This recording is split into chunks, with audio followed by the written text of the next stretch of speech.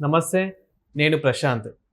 మాజీ డీజీపీని తన భార్య దారుణంగా హత్య చేసింది. అసలు ఎందుకు చేసింది? అతను ఎవరు? ఈ పూర్తి వివరాలు అయితే తెలుసుకుందాము. దీని గురించి అయితే మాట్లాడేందుకు ప్రస్తుతం మనతో పాటు సీనియర్ జర్నలిస్ట్ దుర్గా వడ్లమణి గారు ఉన్నారు. నమస్తే అండి. నమస్తే మేడం, అసలు ఏం జరుగుతుంది? మాజీ డీజీపీని తన భార్య హత్య చేయడం ఏంటి? అసలు దీన్ని ఎలా తీసుకోవచ్చు? సో ఇంతకీ అతను ఎవరు? ఎక్కడ జరిగింది? ఎలా జరిగింది? ఆయన కర్ణాటక డీజీపీగా చేసి ఇటీవల రిటైర్ అయిన ఓం ప్రకాష్ గారు అండి. ఇటీవల కాలంలో భార్యలు భర్తల్ని చంపడం, పిల్లల్ని నరకడం, అయితే దారుణంగా చంపడం, అసలు ఈ మధ్య కాలంలో మనం ఇలాంటి వార్తలే వింటున్నాం చూస్తుంటే. అంటే ఎందుకని ఆడవాళ్ళలో ఆ సెన్సిటివిటీ తగ్గిపోతుంది? అంటే డబ్బు ప్రధానం అవుతుందా, లేదు వేరే అక్రమ సంబంధాలు కారణమవుతున్నాయా? ఎందుకని మనుషుల్లో ఈ రకంగా అంటే ఒక పేషెన్స్ లేకుండా, అంటే ఓర్పు నశించిపోతుంది. ప్లస్ అంటే మనిషి అంటే భార్యాభర్తలు కలిసి ఉన్నప్పుడు అడ్జస్ట్మెంట్ ఉండట్లా చెప్పాలంటే. మనం గమనిస్తే కనుక అయితే మీరు చూడండి, మొన్న ఒక ఆవిడ ఇద్దరు పిల్లల్ని, అది కూడా ఒక మట్కా కథ, దాన్ని ఏమంటారు, అది ఆ కత్తితో నరికేయలేదు. పాప చిన్న పిల్లాడు అమ్మ చంపొద్దు అంటుంటే ఆ పిల్లాడిని పరిగెట్టి మరీ పట్టుకుని, ఏంటండి ఎక్కడికి వెళ్తున్నాం మనం? రీసెంట్ గా ఇప్పుడు మీరు అన్నట్లు చాలా మంది భార్యలు ఇలా భర్తల్ని చంపేస్తున్నారు. మొన్న ఉత్తరప్రదేశ్ లో తెలుసా పాపం, అతను ఇది మర్చెంట్ నేవీలో చేస్తాడు.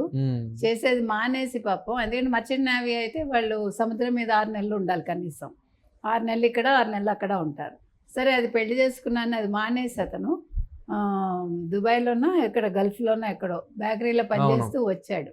వచ్చిన 15 రోజులకే భార్య చంపేసి, భార్య అన్న ప్రియుడు విడిచిపెట్టి సిమెంట్ దాంట్లో అందులో పెట్టేసి మూత పెట్టి ఇద్దరు హనీమూన్కి వెళ్ళిపోయారు. ఆ డబ్బాలో పెట్టి డ్రమ్లో పెట్టేసి దజ్జాగా, అసలు ఏం జరగనట్టు. ఆ పిల్లాడు ఏం చేశాడండి? ఇప్పుడు మీకు వద్దకపోతే విడిపోండి, ఇది ఎక్కడ కావాలండి, చంపేయటం ఏంటి? ఇప్పుడు మొన్న 3 పిల్లల్ని చంపేశారు. ఎందుకు చంపుతారు? ఇప్పుడు ఆ అమ్మాయి చంపేసి, ఆ ప్రియుడు ఛాలెంజ్ చేశాడు, నువ్వు పిల్లల్ని చంపగలవా అని. చంపేసి ఏం బాగుకున్నారు మీరు? దాని బదులు చెప్పి నేను వెళ్ళిపోతున్నాను అని వెళ్ళిపోయారనుకోండి, ఆ పిల్లలు హ్యాపీగా తండ్రి చూసుకునేవాడు. వాళ్ళని చంపి ఇప్పుడు మీరు ఎక్కడ ఉంటారు? జైల్లో ఉంటారు. ఏం సాధిస్తున్నారు మీరు? దీనికి క్షణికావేశం అంటారు.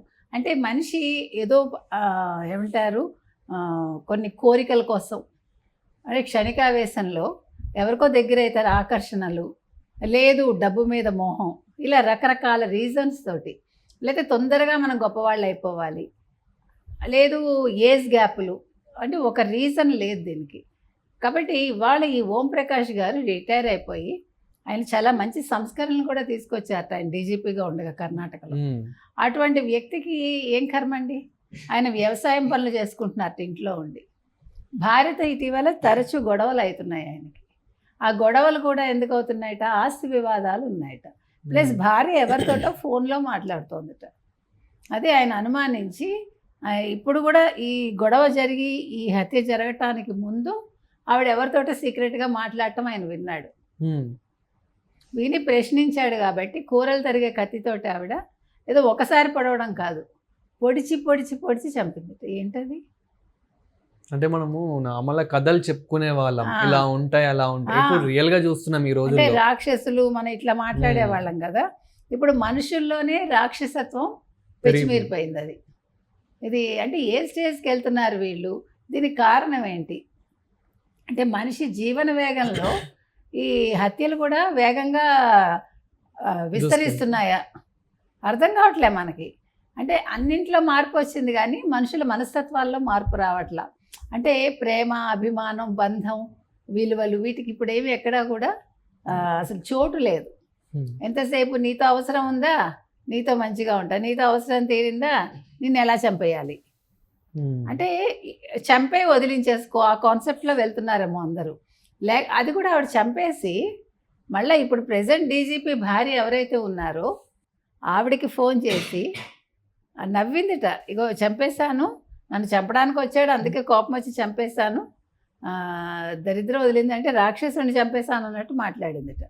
ఫస్ట్ వాళ్ళేమో ఏదో అనుకున్నారు, ఈ చావు హత్య అనుకోవాలా. పోలీసులు 1 గంటలోనే దీన్ని ఛేదించేశారు. మరి కొన్ని చోట్ల కూతురు ప్రమేయం కూడా ఉంది అన్నారు. తల్లి కూతుళ్ళు ఇద్దరు కలిపి చంపారని. ఎంతవరకు నిజమో మనకు తెలియదండి. ఏది ఏమైనా ఓంప్రకాష్ గారు మాత్రం అన్యాయంగా చచ్చిపోయారు.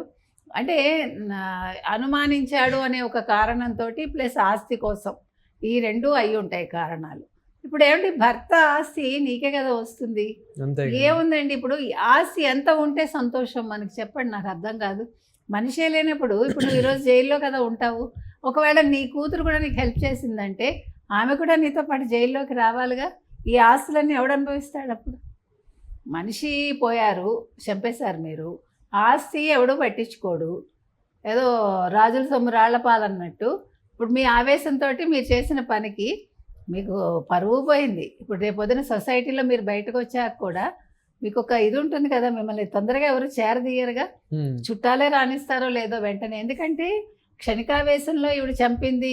ఇప్పుడు మీరు ఇంకేదైనా తప్పు చేస్తే మీకు సానుభూతి ఉంటుంది, కానీ హత్య చేశాక అంత తొందరగా సానుభూతి రాదు. అందులో ఆవిడ అంత పొడిచి చంపిందంటే అందరూ ఏం ఆలోచిస్తారు, ఏమో రేపొద్దున కోపం వస్తే మన్నేం చేస్తుందో అనే ఆలోచన వస్తుంది.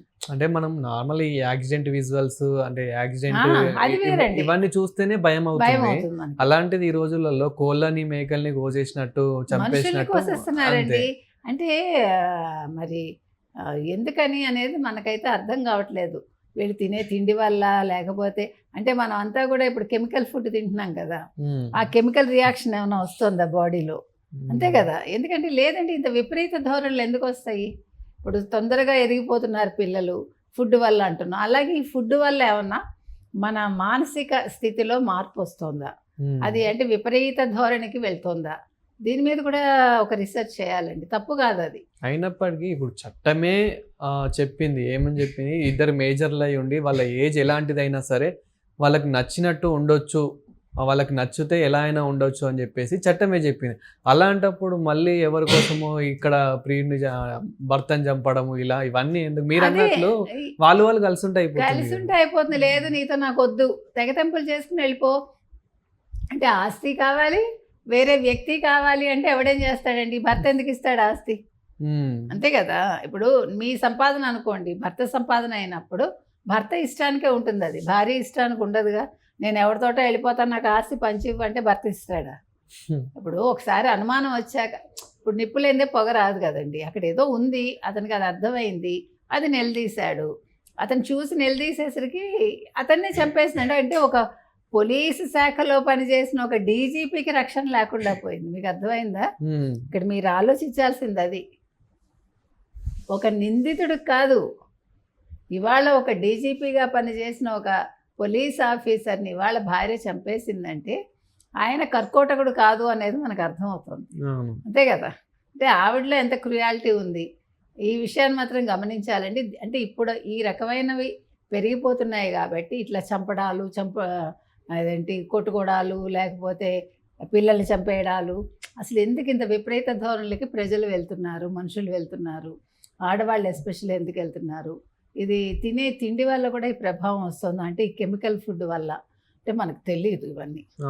సో అంటే internal reasons and external reasons రెండు చూడాలి. Thank you.